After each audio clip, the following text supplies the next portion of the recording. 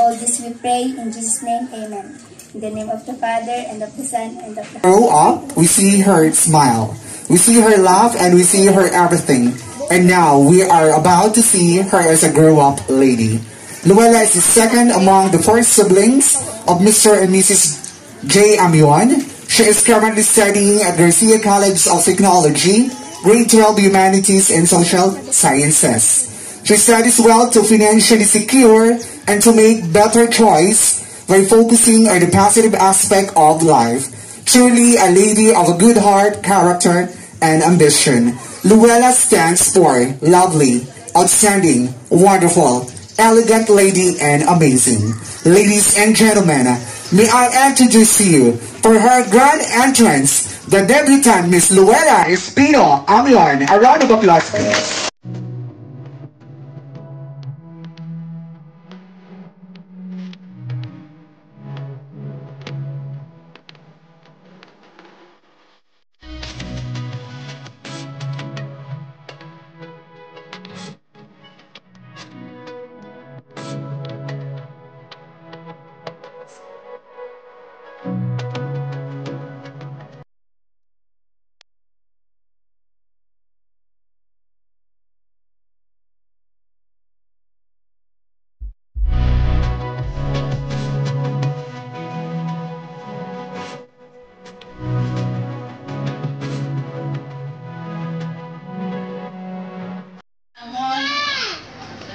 Atong gawas.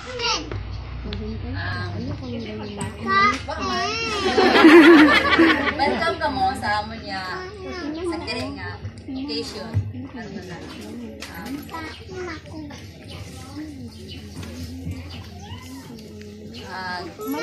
Maski sa rayang sangkiri sa ato niya nga gina panya pandemic nga ra ay naabot man naton do rayang arang okasyon. Bali sangkiri ang nato niya distance ay aton gidabi ra nga rayang gidato niya ang adlaw-adlaw ang gida naton da. Kasi lifetime buta naton niya mag face mask or mag facial. Ayaw man. Gaga ayaw man. Pero yung gid kita ay man kita gina pabayit Ginoo. Aron, salamat inyo tanan. Okay, thank you very much.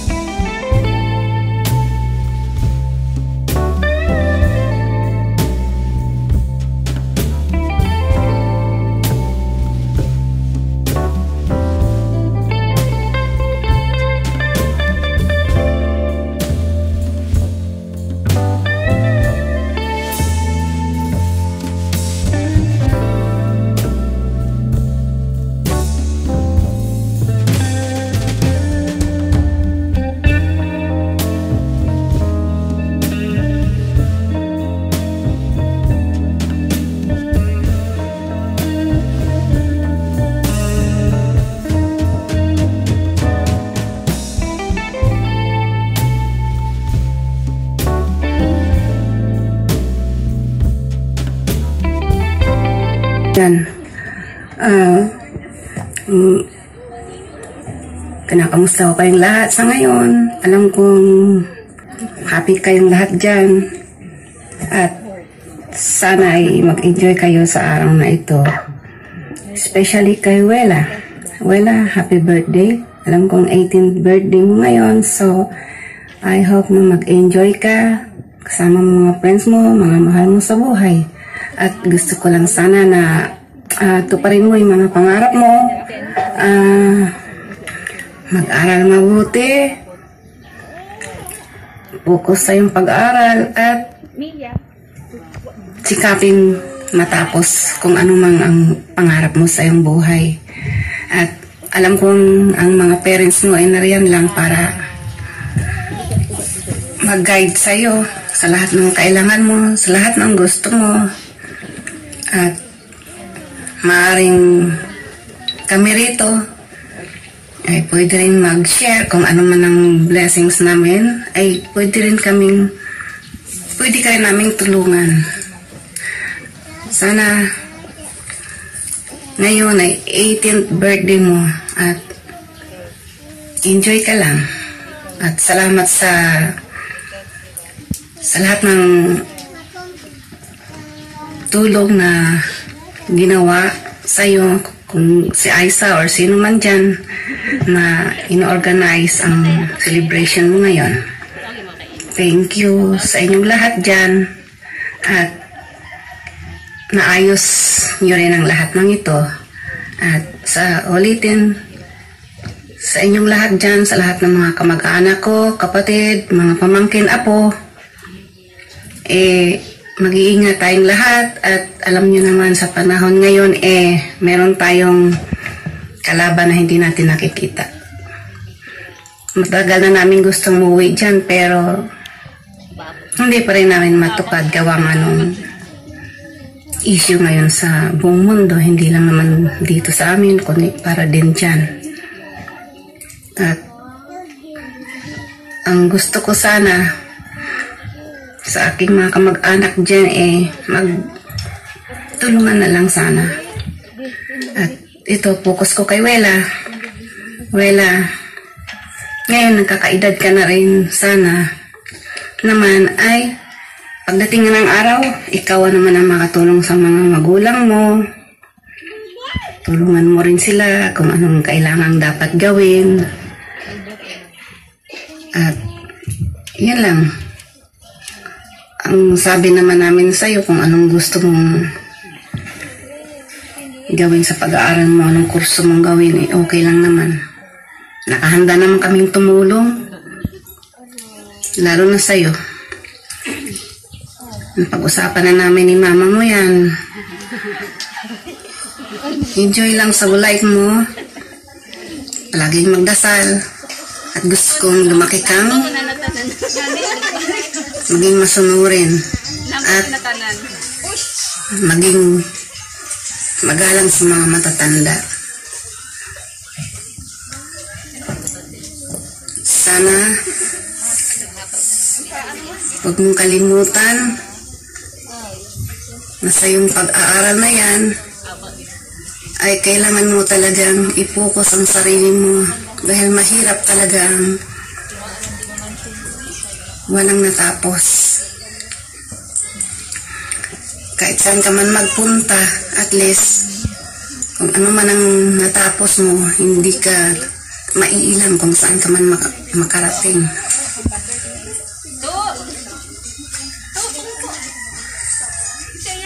Yan lang naman ang gusto ko mangyari sa buhay nyo dyan, na magtapos ng pag-aaral. Ang hirap nang walang narating. Alam nyo yan. At huwag nyo lang isipin na